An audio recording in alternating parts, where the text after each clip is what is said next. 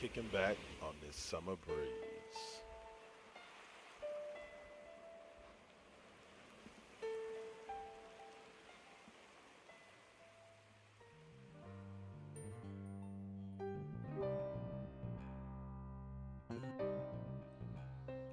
All right, here we go.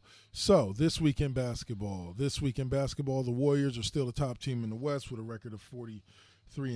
The Cavs are still the top team in the East at 33-15. Falling behind them is a new number 2 in the East with the Boston Celtics, who've won 5 straight.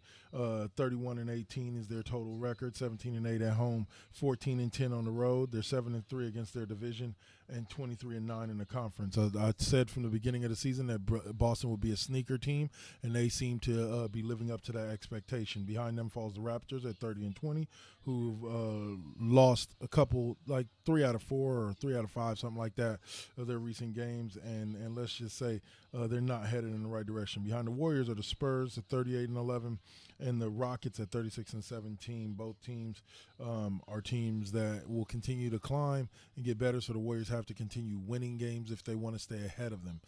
This week's league leaders are just about the same as last week's, just the numbers are a little bit different. Westbrook's averaging more like 30.7. Whiteside is averaging more like 13.8. Let's see, James Harden is averaging about 11.6, and Chris Paul and Rudy Gobert are still leading the league in steals and blocks.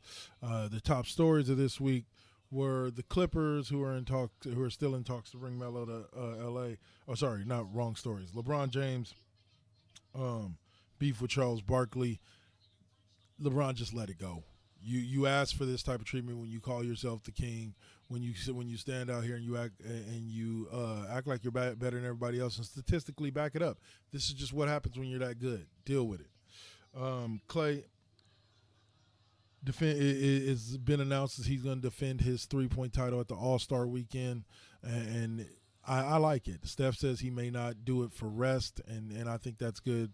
Steph doesn't necessarily need it, but Clay can have some fun and maybe win another title, another 3-point title, proving that he is one of the best shooting guards and shooters in the league, period. And lastly, the top teams at the All-Star break, like I said, Warriors and Cavs look to be returning for the 3rd straight time to the NBA Finals if they can continue the roll that they're on right now. 3 straight times to the NBA Finals for 2 teams to face each other. Never happened with the Celtics, Lakers. Never happened with any of the great rivalries of the past. But it might happen with these guys. And it would be LeBron's 7th straight Finals, which is just ridiculous. So y'all have a great day. This has been Double K, and this has been This Week in Basketball.